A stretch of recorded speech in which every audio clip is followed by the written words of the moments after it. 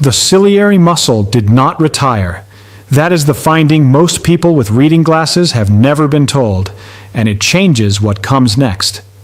In the late 1990s at the University of Houston College of Optometry, a researcher named Adrian Glasser set out to understand exactly what stops working inside the aging eye. Not the clinical picture. He already knew the clinical picture. He wanted the mechanism. Using infrared optometry, pharmacologic stimulation with pilocarpine and atropine, and direct observation of lens and ciliary body movement in rhesus monkeys, whose accommodative system ages in a way that parallels the human, Glasser asked a blunt engineering question. When an old eye fails to focus up close, what exactly stopped working? He found the ciliary muscle contracting. The motor was still firing. The structure refusing to cooperate was the crystalline lens, not because the muscle gave up, but because the lens had stiffened into a shape that no longer responded to the force being applied. This is the distinction that changes the conversation for anyone over 50. You were told the lens hardens. You were not told the motor keeps running. Those are two different problems with two different implications. One is structural, the other is functional, and the functional one responds to input.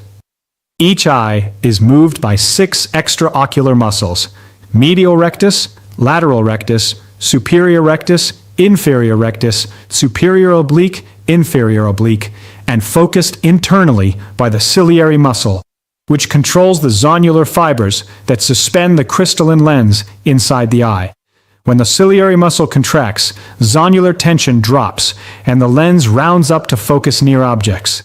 When it relaxes, the zonules pull the lens flat for distance. That dynamic shift is accommodation, and for most of your life, it happened in fractions of a second without your awareness. The muscles across both eyes, 6 extraocular per eye, 1 ciliary per eye, add up to 14 distinct contractile structures, along with the sphincter and dilator pupillae modulating light entry. That is not a lens. That is a musculature, and a musculature responds to training signals the way musculature always does. Use it fully, retain it, confine it to one task at one angle and one distance for 8 to 10 hours a day, and watch what the body concludes. The locking discussion described how joint cartilage receives nutrition through cyclic loading, how the absence of movement is not neutral but catabolic. The same logic applies here. A day spent at a fixed focal distance is not rest for the visual system. It is a highly specific training signal, and what it trains is narrowness. A 2020 experiment had 50 young adults read continuously at 25 centimeters through a -2 diopter lens, creating a 6 diopter accommodative demand for 1 hour. Accommodative facility, the speed and completeness of the refocusing response fell from 6.79 cycles per minute to 5.76 cycles per minute. Negative response time, meaning the time the ciliary muscle took to release and let the eye refocus to distance, worsened from 8.77 seconds to 14.72 seconds. These were not 50-year-olds with presbyopia. These were young adults with young lenses and full accommodative range. 1 hour of confined near work slowed the mechanics. Extend that 1 hour to a career, and what you are looking at is not aging. It is underuse compounded across decades. You now know what the screen does to refocusing speed. The question changes from why the lag exists to what the tissue inside the eye was doing all along while you assumed it had given up. The ciliary muscle in older eyes is still contracting. Pardue and Sivak's 2000 study in optometry and vision science examined 16 pairs of human donor eyes from individuals aged 1 to 107 years, treated with atropine and pilocarpine before microscopy and morphometry. The ciliary muscle did not stop shortening in old age. It became shorter in resting length, wider, more dense with connective tissue, and shifted forward under the influence of the aging lens zonule system. But it was still generating force. A 2024 review in Peer J sharpened that finding.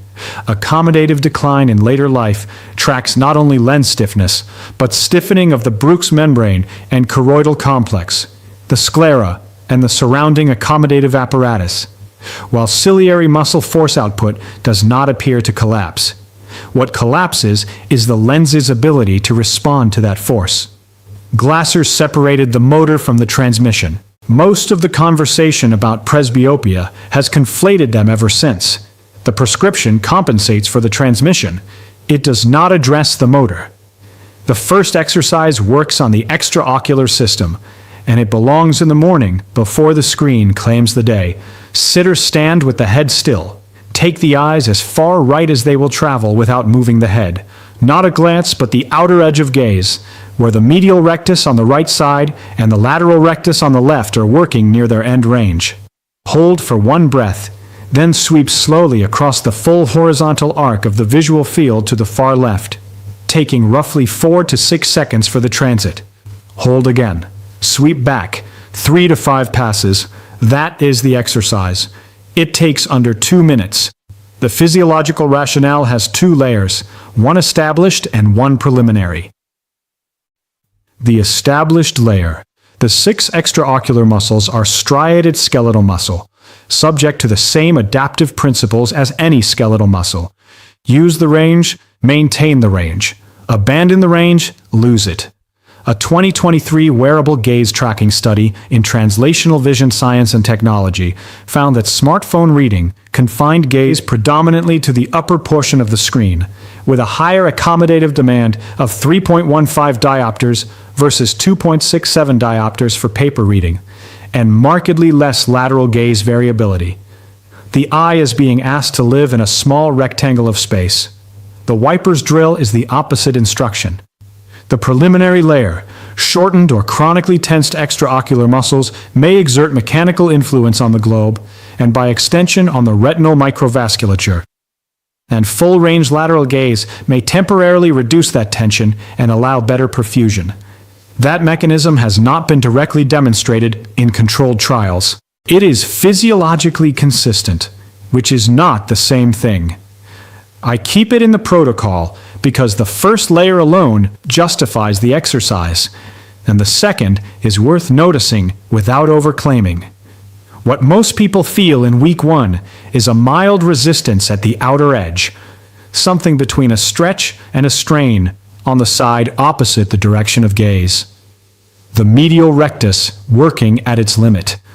By week 4, the edge feels less like a boundary and more like a range. By week 8, people who started with noticeable after-screen lag, that half-second delay when looking up from a phone and trying to lock onto something across the room, typically report that the lag has shortened or become less pronounced. That is not reversal of presbyopia. It is restoration of what was there before the screen made the decision for you. You now know what full lateral range does for the extraocular system. The question changes from how far the eye can move to what the muscle inside it has been doing without you noticing. The second exercise works on the ciliary apparatus directly, and it requires nothing except a finger and a few minutes borrowed from transitions that already exist in the day. Hold one finger near the face, not touching, but close enough that the image begins to soften. That softening is the ciliary muscle near its maximum contraction for near focus. From that point, trace a slow circle with the finger while keeping the fingertip as clear as possible, asking the ciliary muscle not just to sustain maximum contraction, but to maintain it while the eye tracks a moving target. After 15 to 20 seconds, reverse direction. Vary the distance slightly during the circle, closer on one arc, slightly farther on another, so the accommodative demand fluctuates rather than remaining fixed at one diopter level.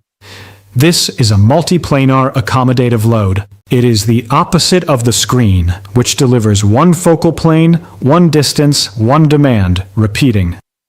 The evidence base for this kind of accommodation training is not the adult presbyopia literature, because that literature is thin. It comes mostly from pediatric and adolescent convergence studies. The Convergence Insufficiency Treatment Trial randomized 221 children aged 9 to 17 across 4 treatment arms over 12 weeks. Office-based vergence and accommodative therapy with home reinforcement outperformed placebo and simple home pencil push-ups for symptomatic convergence insufficiency.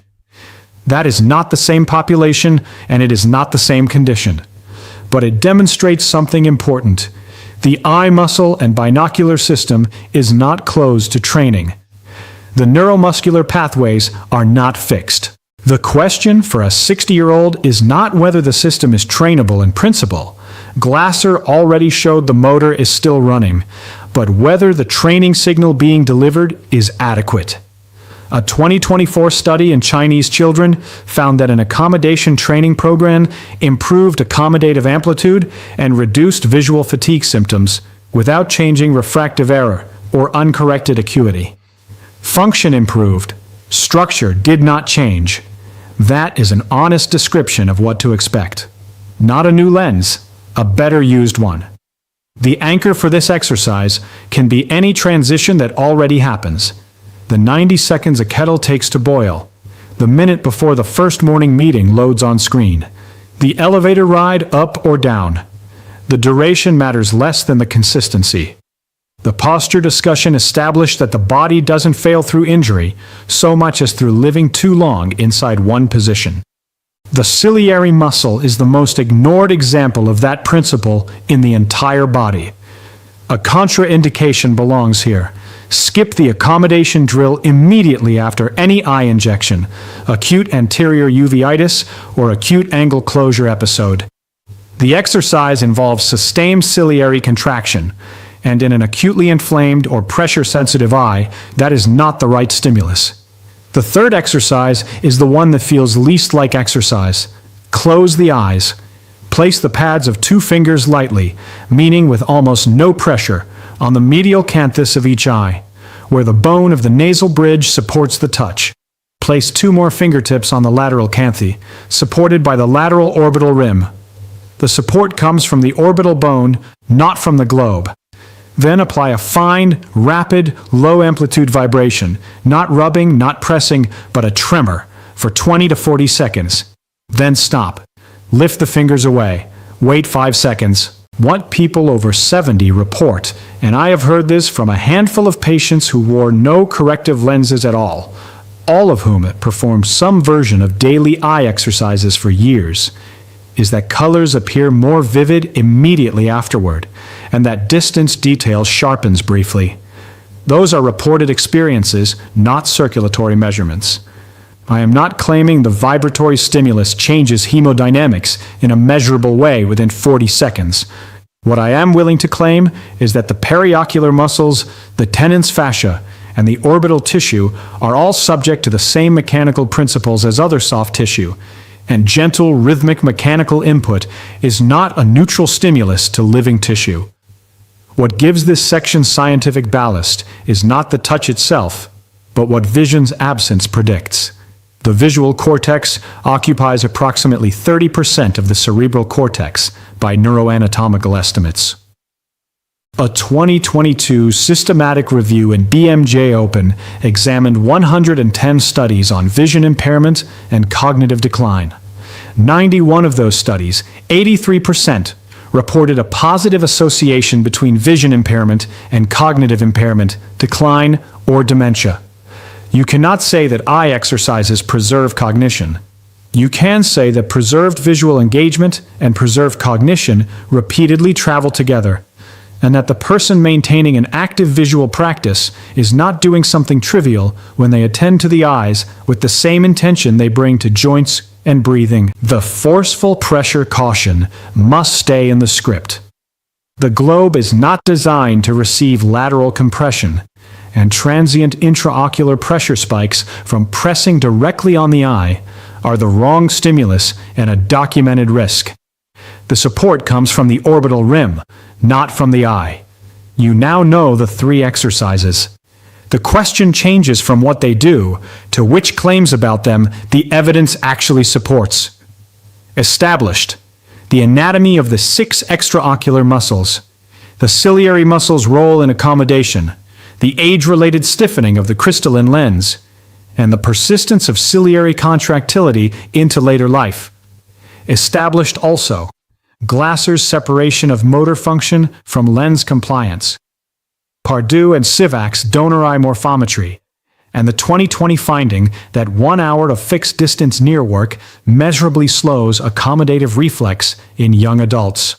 Established in pediatrics and not yet directly transferred to adults over 50, that targeted vergence and accommodative therapy can improve binocular function and comfort in symptomatic convergence insufficiency. Plausible that full-range gaze exercises, daily accommodation drills, and periocular touch may improve comfort, reduce accommodative lag, and preserve functional visual range in adults, particularly those whose complaint is delay and fatigue rather than advanced structural disease. The 2024 Chinese children's study belongs here. Function without structural change. A plausible mechanism is not the same as a proven one. Preliminary, that the wipers exercise reduces globe compression and restores retinal microvascular perfusion. That vibrational massage changes ocular fluid dynamics measurably within seconds. That vitamin D correction meaningfully slows individual presbyopia or myopia progression. A 2017 Nutrients Review documents that vitamin D receptors and metabolizing enzymes are present in retinal and retinal pigment epithelial cells, with proposed anti-inflammatory and anti-angiogenic mechanisms, including effects on VEGF and HIF-1 pathways. And observational studies do associate lower vitamin D status with higher age-related macular degeneration risk. But randomized trials remain scarce. Test and correct deficiency is strong general health advice. It is only plausible as a vision-specific intervention. These shelves are not a defeat for the protocol. They are the honest architecture of a conversation that is allowed to continue. The preliminary shelf is where good hypotheses live before they are overmarketed. The systemic terrain argument is the least celebrated part of this essay, and possibly the most underused in clinical practice. The eye does not exist upstream of the body's metabolic decisions. Fried foods, smoked meats, and heavily processed products generate oxidized lipid products and polycyclic aromatic hydrocarbons that arrive in the liver for detoxification. The retinal pigment epithelium is one of the most metabolically active tissues in the body, with extremely high oxygen consumption per gram. Estimates place it among the top 3 or 4 tissues by oxygen demand per unit weight, and a vigorous antioxidant burden involving superoxide dismutase, catalase, glutathione peroxidase, and the xanthophyll carotenoids, lutein and zeaxanthin, concentrated in the macula. The liver and the eye are not neighbors in anatomy, but they are neighbors in metabolic load. Both are high-throughput oxidative environments. Both pay the price when the antioxidant budget runs short. Traditional Chinese medicine assigned the eyes to the liver in a mapping that predated molecular biology by 2,000 years. Modern medicine did not disprove that mapping. It filled in the mechanism. Scleral icterus, the yellowing of the sclera in liver disease, is one of the earliest visible signs of hepatic dysfunction, precisely because the bilirubin the liver fails to conjugate travels everywhere the blood goes, and the white of the eye shows it first. The vitamin D picture sits in the same metabolic neighborhood. A 2017 review in Nutrients documented that vitamin D receptors and metabolizing enzymes are present in retinal and retinal pigment epithelial cells, and proposed anti-inflammatory, antioxidant, and anti-angiogenic mechanisms, including effects on VEGF and HIF-1 pathways. Observational studies repeatedly associate lower vitamin D status with higher age-related macular degeneration risk. Randomized trials are still scarce.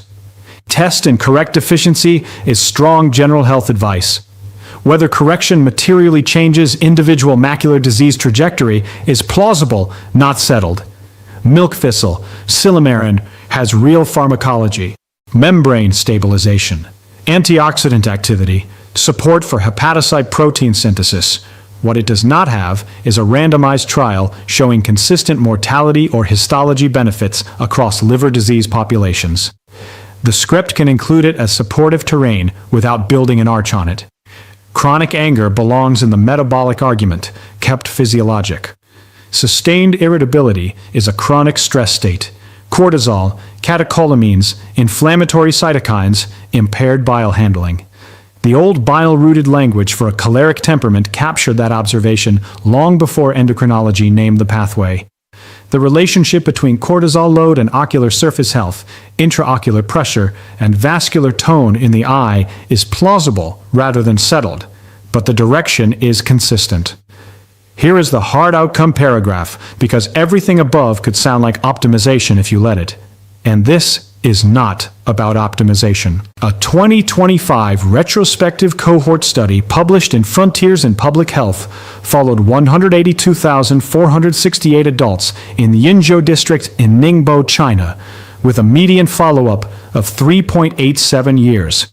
Visual impairment, defined as visual acuity below 0.5, was associated with all-cause mortality at an adjusted hazard ratio of 1.15. In adults 60 and older, the hazard ratio remained 1.15. In older women with severe visual impairment, it reached 2.16. A 2021 systematic review and meta-analysis in Lancet Global Health found a pooled positive association between vision impairment and all-cause mortality across the broader literature. The mechanism is not mystical. It is falls. It is frailty.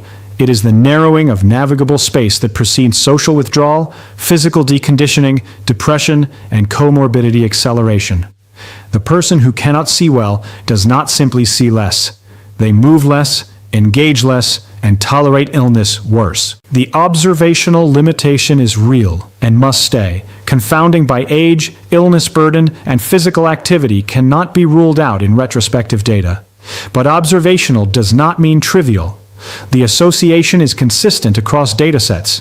The hazard ratios are not small in the severe impairment group, and the causal pathway, visual loss to mobility loss to mortality, is mechanistically coherent. Functional vision is not cosmetic. It is load-bearing. The breathing discussion established that slow breathing changed physiology not because air is magical, but because repetition changes autonomic tone. The same principle is at work here, without the mysticism. 3 exercises, under 5 minutes, anchored to transitions that already exist in the day. The wipers in the morning before the screen. 3 to 5 full lateral arcs, head still, outer range, slow transit.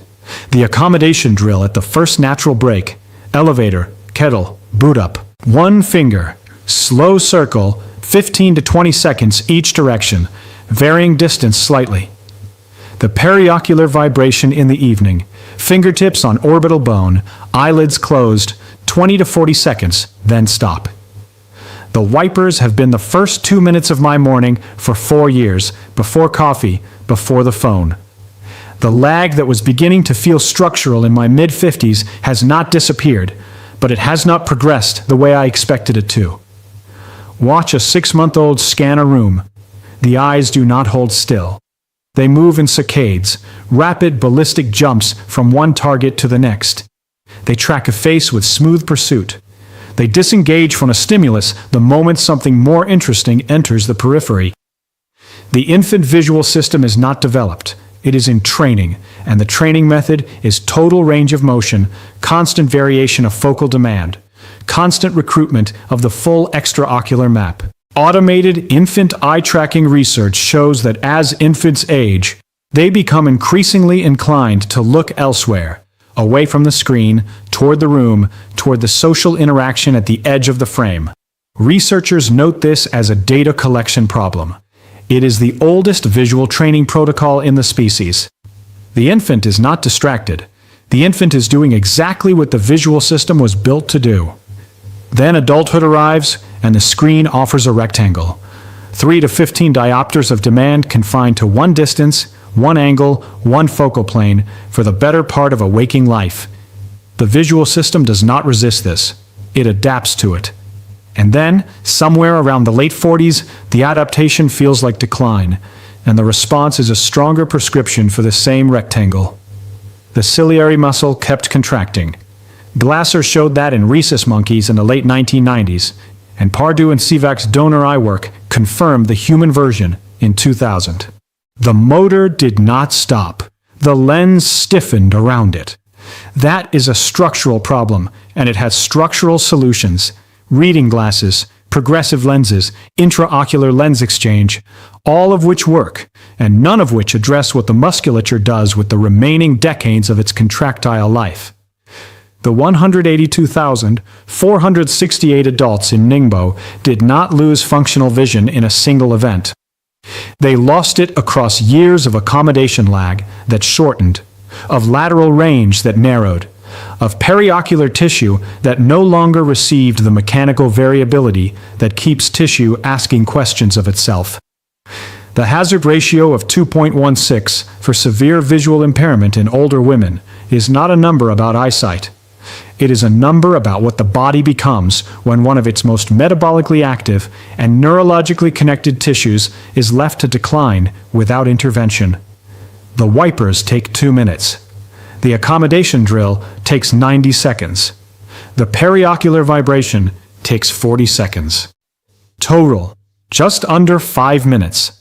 Not to replace the structural intervention, but to keep what the structural intervention does not address: the motor, the range, the variability, the signal that tells the tissue it is still being used.